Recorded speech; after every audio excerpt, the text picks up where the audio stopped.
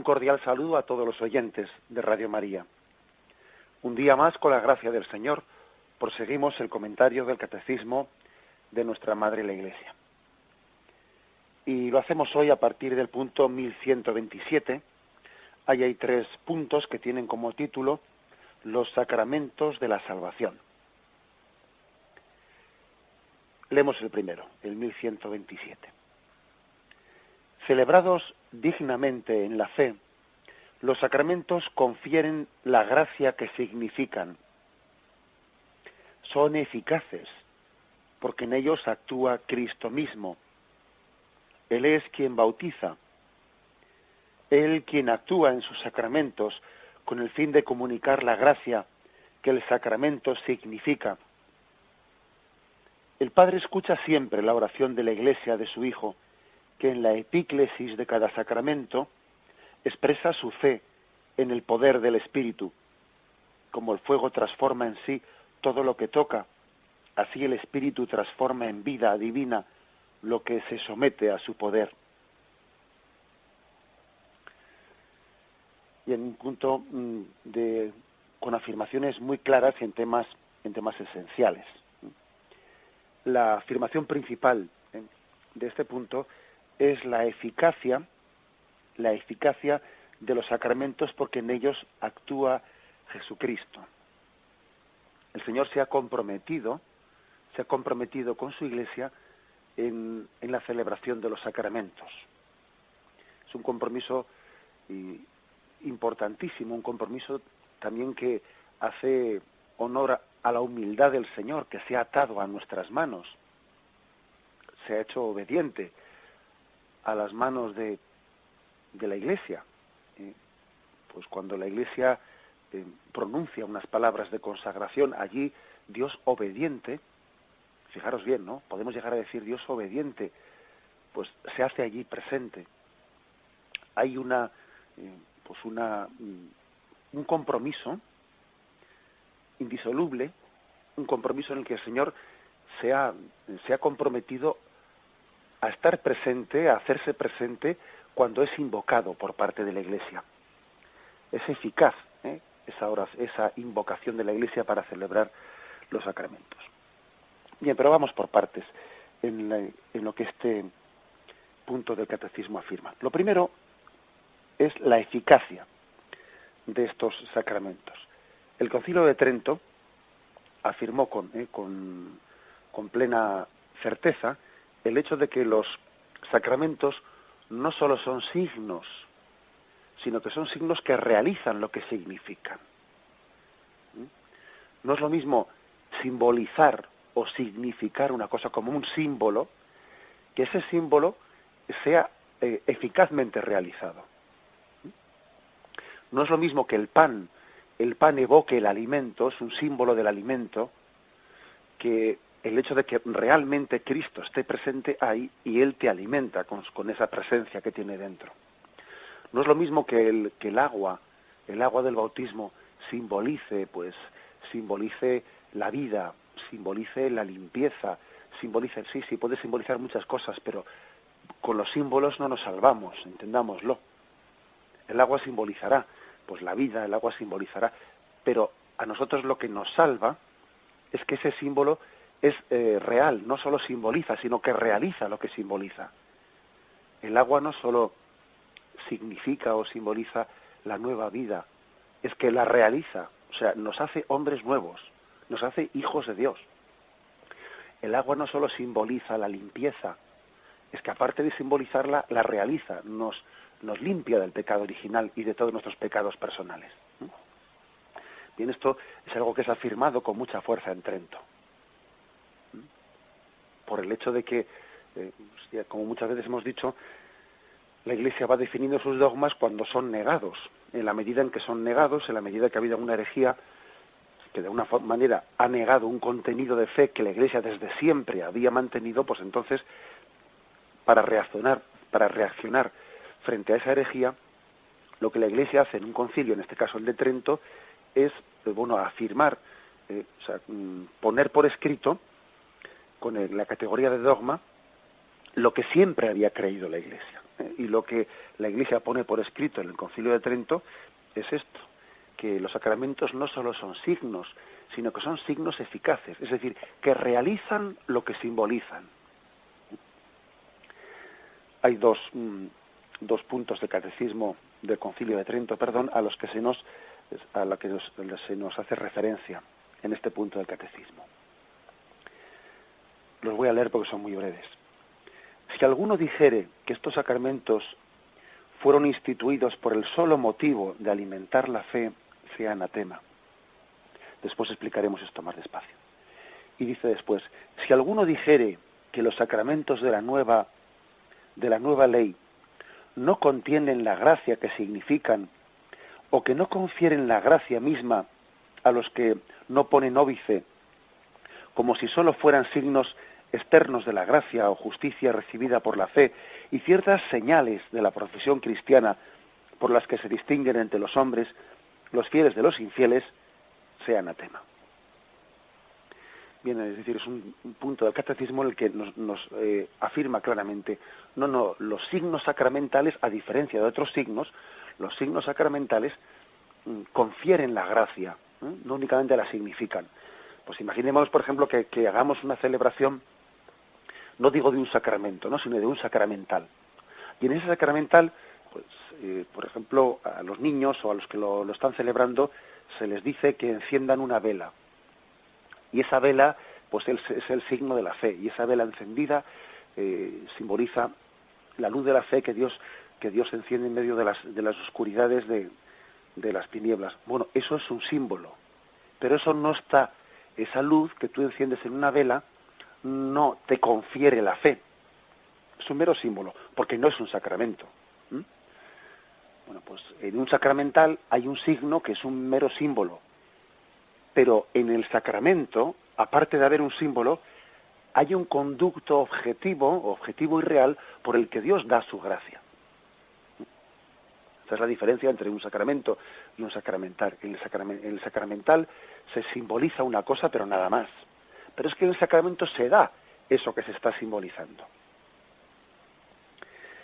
Por eso es importante, fijaros una cosa, ojo con identificar la eficacia de un sacramento, pues con lo bonito que sean los símbolos que se hagan, con lo sugerente de los símbolos, con las formas atrayentes.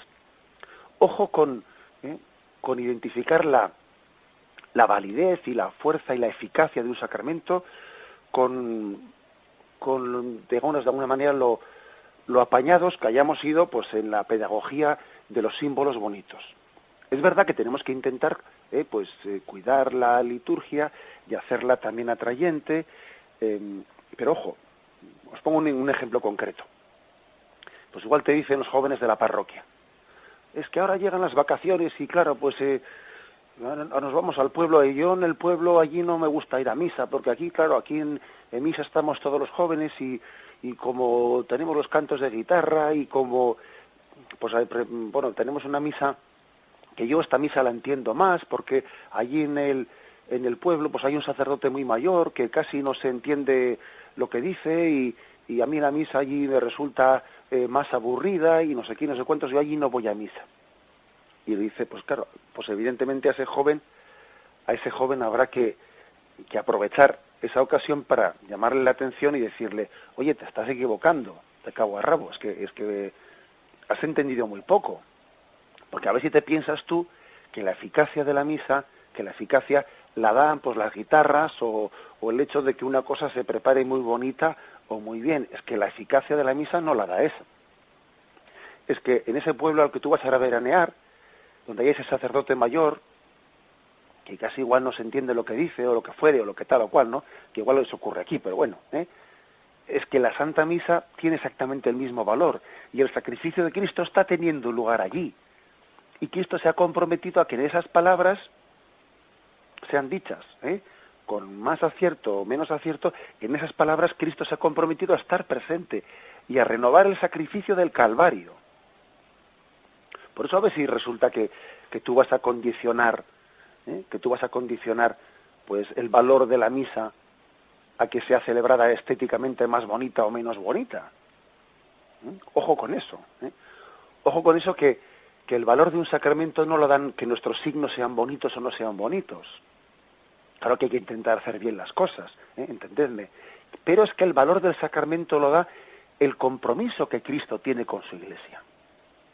El compromiso de hacerse real y eficazmente presente. Es más, pues posiblemente, si ese joven va a su pueblo y allí hace un acto de fe, de que voy a asistir al sacrificio de Cristo en el Calvario, voy a recibir el cuerpo de Cristo, y eso lo hace sin dejarse condicionar, ¿no? Pues por las limitaciones o no las limitaciones que puede tener esa celebración, el Señor todavía pues, es posible que se vuelque especialmente en ese acto de fe y todavía haga más eficaz esa Eucaristía. Bien, esa es una afirmación importante. Ojo, tengamos cuidado, no supeditemos, no supeditemos el valor de un sacramento a que los signos con los que se haya celebrado sean muy bonitos o sean muy originales, ni cosas por el estilo. Otra afirmación importante de este punto del catecismo. Fijaros que hemos leído ahí en el Concilio de Trento, dice, si alguno dijere que estos sacramentos fueron instituidos por el solo motivo de alimentar la fe, sea anatema. Es decir, ojo que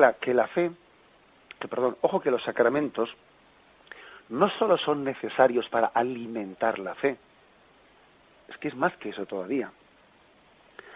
Es que son necesarios para la salvación, que es distinto. Porque claro, parece que si uno dice que los sacramentos son necesarios para alimentar la fe, es como si dijese, bueno, mira, la salvación me ha sido dada por otro lado. Y ahora, pues de vez en cuando, pues viene bien alimentarla, viene bien fortalecerla, y bueno, pues para fortalecer o alimentar un poco las cosas voy a recibir los sacramentos, pero como si la salvación me hubiese venido por otro conducto, ¿no?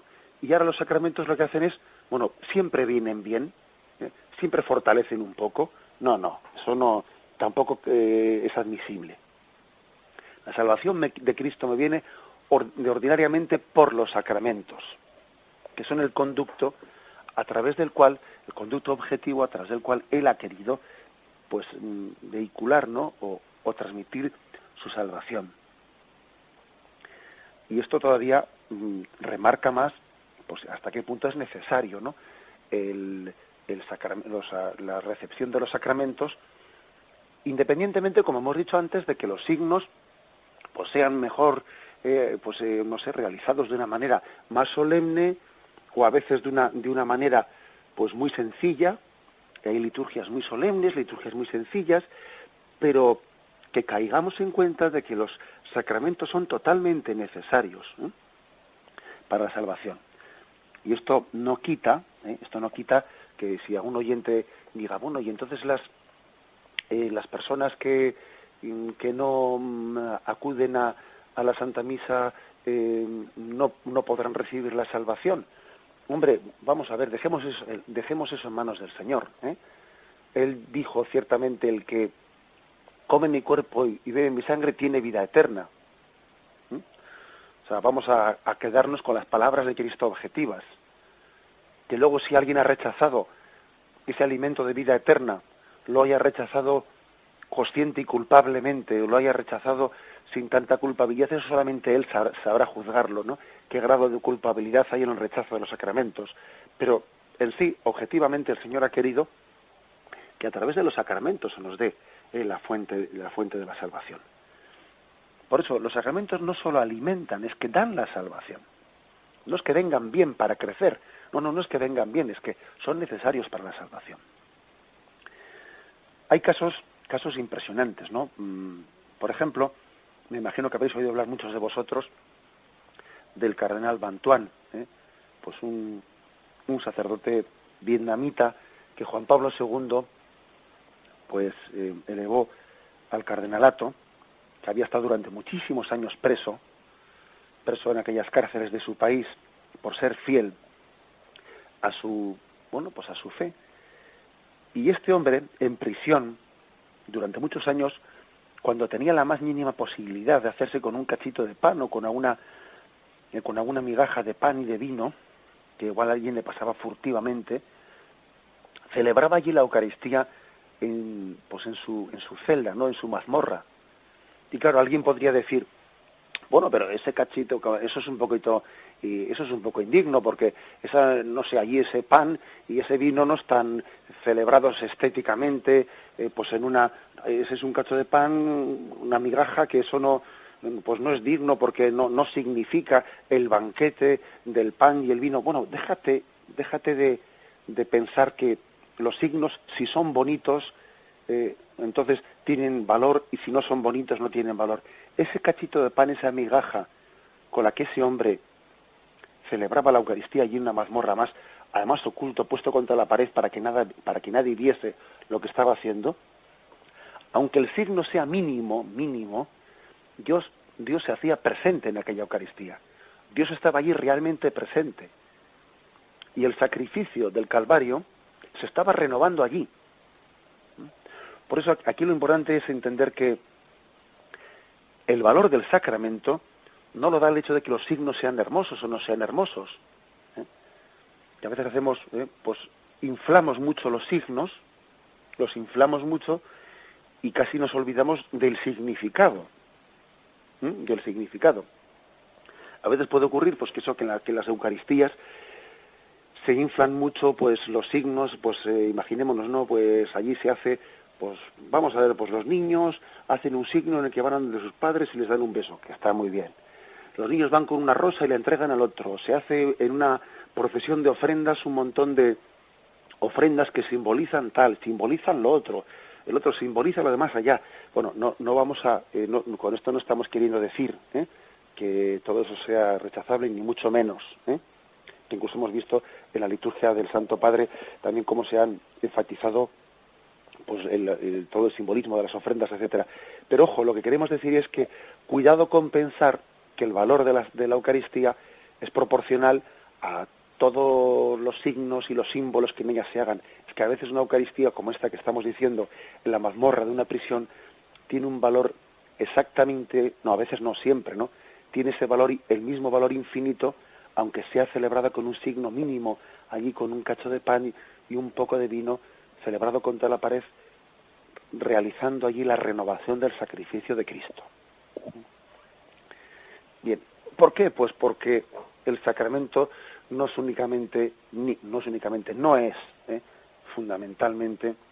no es el símbolo, sino que el sacramento es la gracia objetiva que Dios nos da a través de ese símbolo. Se ha hecho muy pomposamente o se ha hecho muy humildemente. Bien, tenemos un momento de reflexión. Cristo de Cristo con su Iglesia. Cristo actúa en nuestros signos sacramentales.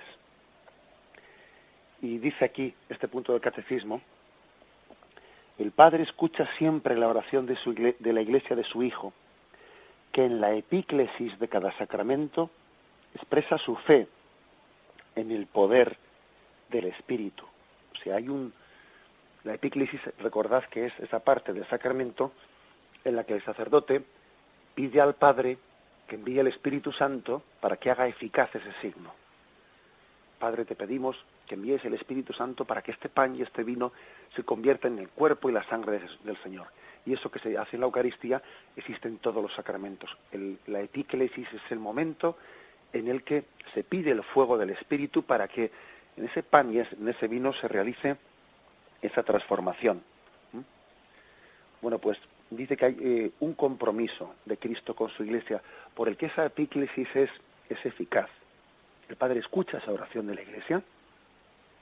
Incluso, fijaros, la escucha aunque el sacerdote esté en pecado mortal. Que esto es fortísimo. El Padre escucha esa petición, incluso aunque el sacerdote esté celebrando de una manera sacrílega ese sacramento. Porque está actuando por el bien de los fieles, no por los méritos del sacerdote que lo celebra. Y ese compromiso es por el bien espiritual de los fieles. Bueno, pues esta es una afirmación contundente, contundente donde las haya. Dice, como el fuego transforma en sí todo lo que toca, así el Espíritu Santo transforma en vida divina lo que se somete a su poder. Este punto del catecismo tiene algo de evocarnos aquel pasaje, recordáis, en el primer libro de Reyes hay un pasaje que hace referencia al profeta Elías cuando tuvo que enfrentarse a los falsos profetas de Baal, aquellos 450 profetas en el monte Carmelo. Elías, para de alguna manera testificar públicamente, ¿no?, que aquellos profetas de Baal eran falsos profetas y que el tal Baal no existía, que era un falso dios, hace allí un reto en el monte Carmelo. Había quedado solamente Elías frente a 450 sacerdotes de Baal, y entonces en ese momento hacen un reto. El reto es, bueno, a ver a quién escucha a Dios. Y entonces allí, frente a una roca, primeramente los 450 profetas de Baal cogen un novillo y empiezan allí a gritar a lo alto, según sus costumbres, pues pidiendo que Baal bajase sobre aquel sacrificio y consumiese con su fuego aquel novillo, haciendo de alguna manera así un signo real de que Baal existía y de que lo que ellos predicaban era cierto. Elías, leo el texto, entonces Elías dijo a todo el pueblo, viendo que por mucho tiempo que estaban allí los profetas de Baal no conseguían nada, ¿no? Elías toma 12 piedras, según el número de las tribus de los hijos de Jacob, y entonces prepara un altar, hace una zanja, dispone la leña, despedaza el novillo, lo pone sobre la leña. Es más, para poner todavía la cosa más difícil, llenaron de agua varias tinajas y echaron el agua sobre el novillo, empapándolo de agua, ¿no?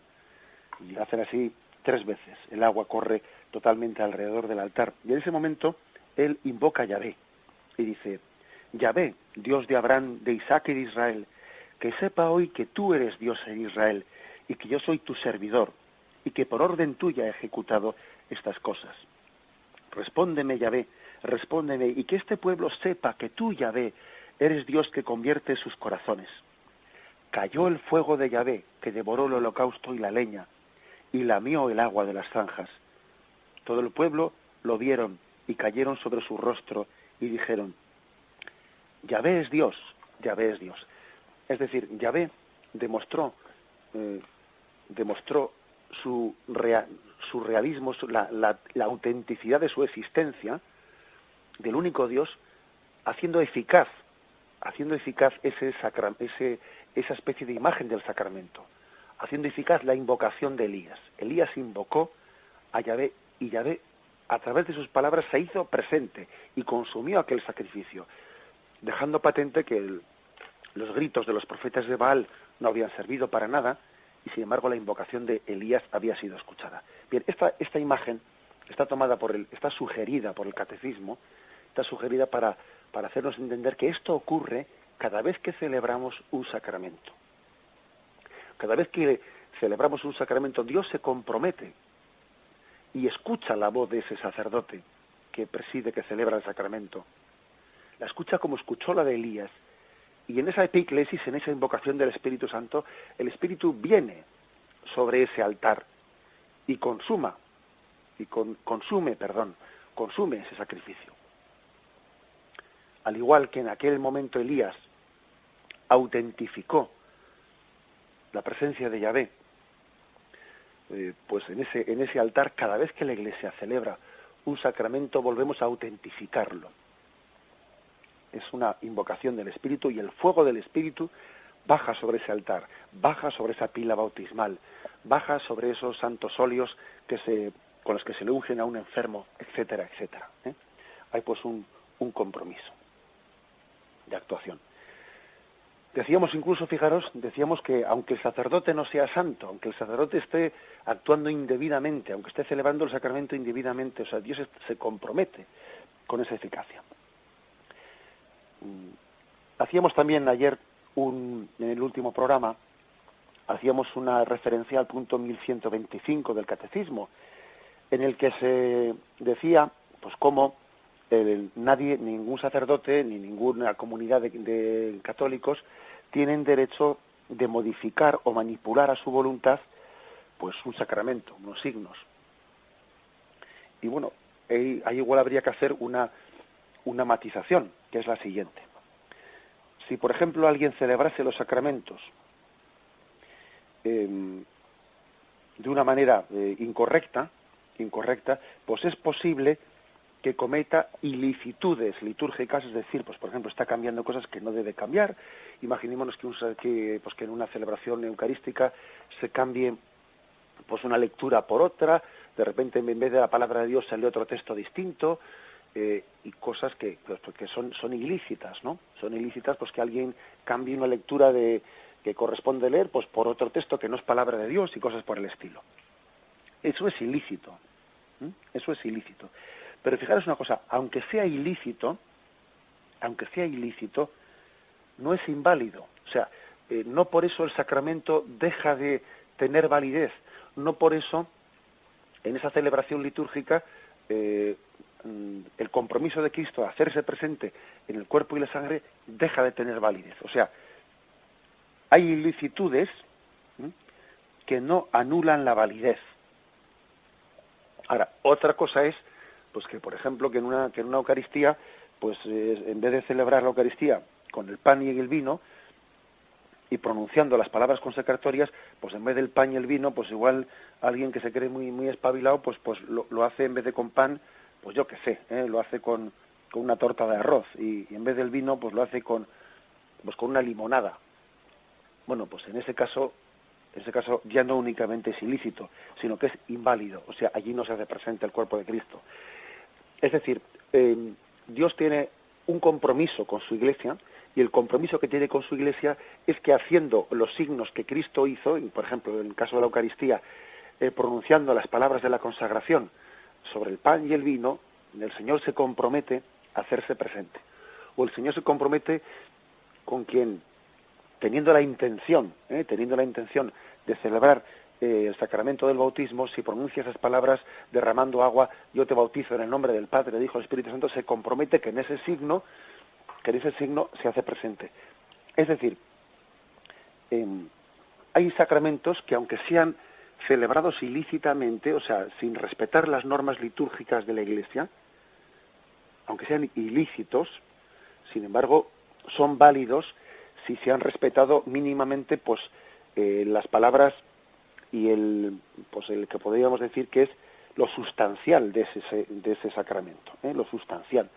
Pues por ejemplo, en el caso del bautismo, la fórmula del bautismo, etcétera. Pero también hay que decir esto, es decir, estamos llamados a celebrarlos en respeto y en obediencia a la Iglesia, claro. Pero bueno, esta distinción entre licitud y validez creo que es buena, para que tampoco no nos pensemos que si asistimos a una celebración y en esta celebración resulta pues que vemos una incorrección litúrgica, pues por eso ese sacramento va a ser inválido. No, por eso no va a ser inválido.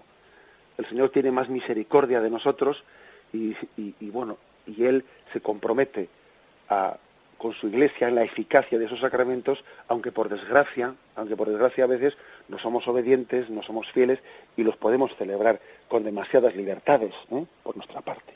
Pero hay un compromiso de eficacia, de validez, de no ser, como he dicho, pues que alguien coja y ya esté cambiando lo sustancial, pues eso, esté cambiando, pues que pretenda bautizar sin agua o que pretenda celebrar la Eucaristía sin pan y sin el vino y sin pronunciar las palabras de la Eucaristía, claro, con el cual ya, aparte de ilícito, ya es que es inválido. Recuerdo que cuando explicábamos este punto, el 1125, un oyente hizo una pregunta interesante. Él hacía la pregunta siguiente. Y si insistimos tanto en la importancia de ser fieles a la celebración de la liturgia, no tenemos el peligro de caer, ¿no?, pues en el extremo de Lefebvre, ¿no?, o de los integristas que de alguna manera se rebelaron contra el Concilio Vaticano II. Era una pregunta interesante. Y la respuesta a esa pregunta es decir, no, precisamente sea por un extremo o por el otro extremo, se peca de lo mismo, se peca de falta de confianza y de obediencia a nuestra Madre la Iglesia. Por un extremo o por el otro, pero se peca de lo mismo. Porque cuando el Señor dijo, lo que atéis en la tierra quedará atado en el cielo, lo que desatéis en la tierra quedará desatado en el cielo, también se refería a las fórmulas litúrgicas. ¿Mm? También se refería a las fórmulas litúrgicas. Entonces, cuando alguien pretende cambiarlas a su antojo y a su capricho, se olvida de que lo que queda atado en la tierra, lo que es atado en la tierra, queda atado en el cielo. Lo que la Iglesia, nuestra Madre, nos ha pedido que respetemos, porque ha quedado atado en sus formas litúrgicas, queda atado en el cielo. Y por el extremo contrario, pues a la gente igual seguidora del Lefebvre, que gracias a Dios, pues en España, pues tenemos muy pocos, ¿no? O prácticamente eso es más cosa de Francia y de Suiza, etcétera. Pero bueno, por el extremo contrario, hay que decirle que lo que la Iglesia ha desatado en la tierra, queda desatado en el cielo. Y si la Iglesia ha hecho una reforma litúrgica, de alguna manera desatando ciertas fórmulas que antes no existían, queda desatado en el cielo también. Es decir, por un extremo o por el otro, fijaros que se peca de lo mismo, de no tener confianza en nuestra Madre Iglesia, que atando y desatando nos está también ayudando a seguir más de cerca pues el camino de Jesucristo. Hay que tener también un argumento de obediencia en la celebración de la liturgia. Los signos son signos humildes, pero que la Iglesia, como gran pedagoga, gran maestra de nuestra fe, pues va atando y desatando con prudencia y en respeto a la tradición de la Iglesia, con prudencia y en respeto a la tradición de la Iglesia, para que los sacramentos que celebramos pues sean plenamente, podríamos decir, plenificantes, o sea, que sean válidos, pero que al mismo tiempo que sean válidos, o sea, que sean también adecuados a nuestra forma de expresión, a la pedagogía que el hombre actual necesita para recibir de una manera más adecuada la gracia del Señor. Concluimos este punto 1127, pues, ¿no? En él quizás también es muy importante extraer como conclusión esta afirmación que dice: son eficaces los sacramentos porque en ellos actúa Cristo mismo. Es Él quien bautiza, es Él quien celebra la Santa Misa, es Él, cuando se celebra un sacramento, el sacerdote lo celebra in persona Christi, en persona, en nombre de Cristo cabeza.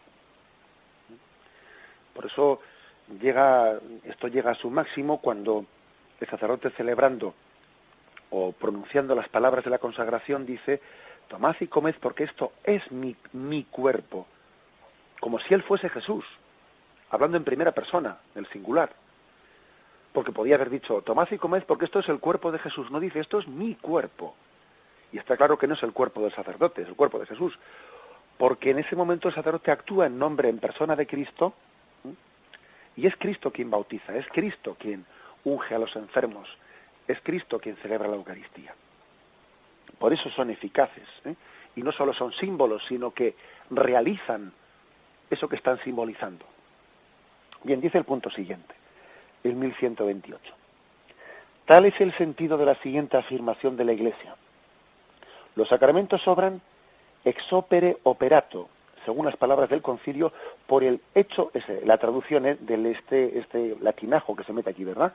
El ex opere operato, la traducción es por el hecho mismo de que la acción se realiza. Ahora explicamos esto. Es decir, en virtud de la obra salvífica de Cristo, realizada de una vez por todas. De ahí se sigue que el sacramento no actúa en virtud de la justicia del hombre, que lo da o que lo recibe, sino por el poder de Dios.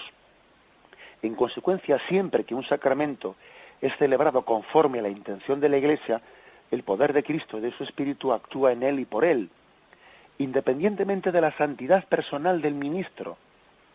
Sin embargo, los frutos de los sacramentos dependen también de las disposiciones del que los recibe. Bueno, aquí dos afirmaciones principales. Ese latinajo que os decía, ¿no?, que es una frase muy, que es muy tradicional por eso, en la teología católica, por eso la ha incluido el catecismo. El catecismo tiene muy pocos latinajos, tiene muy pocos. Únicamente ha incluido alguno, pues de esos que ya han hecho mucha tradición en la Iglesia. Uno de estos es este: ex opere operato. Quiere decir, pues que los sacramentos tienen eficacia por el hecho mismo de que en esa celebración se esté realizando lo que Cristo dijo, ex opere operato. O sea, que aunque el sacerdote sea una calamidad, aunque las cosas se hayan hecho chapuceramente, aunque, no sé, ex opere operato, allí Cristo se ha comprometido a estar presente. Eso significa. Eso no quiere decir que sea lo mismo celebrar una Eucaristía chapuceramente que no, claro, no. Ya dice aquí que, sin embargo, los frutos de los sacramentos dependen también de las disposiciones de los que lo reciben y del que lo celebra. O sea que una cosa no quita la otra. O sea, el hecho de que el sacramento sea válido ex opere operato, o sea, por el mismo compromiso que Cristo tuvo de que se iba a hacer presente en ese sacramento, eso no quiere decir que sea igual celebrarlo chapuceramente que no, claro, eso tampoco es así. Y ahí tenemos, pues, por ejemplo, testimonios que todos sabemos que cuando el Padre Pío celebraba pues sus Eucaristías, había miles de personas que se convertían en esas Eucaristías, ¿no? Y bueno, y cuando un sacerdote, pues los que no somos santos, pues celebramos la Eucaristía, pues esas conversiones no las vemos, ¿no? Ahora bien, ojo, el mismo sacrificio de Cristo estaba teniendo lugar en una Eucaristía del Padre Pío que en una nuestra. O sea, no es que allí se hiciese más presente el Señor, no, igual de presente estaba en una Eucaristía celebrada por uno de nosotros como celebrada por un sacerdote santo como el Padre Pío. Luego hay que mantener lo del ex opere operato, o sea, que el sacramento vale por sí mismo, no porque el cura que lo celebre sea santo, pero también hay que decir que hay que intentar que los fieles que asisten, etcétera, tengan la mejor disposición y el sacerdote lo mismo para que tengan los mayores frutos posibles. Las dos cosas, hay que decir. Bueno, pues esta es una afirmación clave, ¿no?, de este punto, y hay que decir que el sacramento no actúa en virtud de la santidad del sacerdote. Esto hemos tenido ocasión en algún otro programa de hacer referencia como también en la historia de la Iglesia esto pues ha habido una herejía que también llegó a caer por este extremo, por el extremo de pensar que si los sacerdotes eran o habían sido pecadores, pues entonces sus sacramentos no eran válidos o ellos no podían celebrar los sacramentos. Acordaros del caso que comentábamos de cómo en los primeros siglos los sacerdotes que eran los lapsis, o sea, los que habían caído, los que habían en los momentos de las persecuciones de los romanos, habían jurado de su fe, habían traicionado su fe por miedo a la muerte, pues luego cuando eran readmitidos después de la penitencia a la Iglesia cristiana, claro, algunos se resistían a que volviesen a celebrar los sacramentos, porque les parecía que esos que habían traicionado la fe en el momento de la persecución, ahora ya no eran dignos de celebrar los sacramentos. No, es que indignos somos siempre, indignos somos siempre.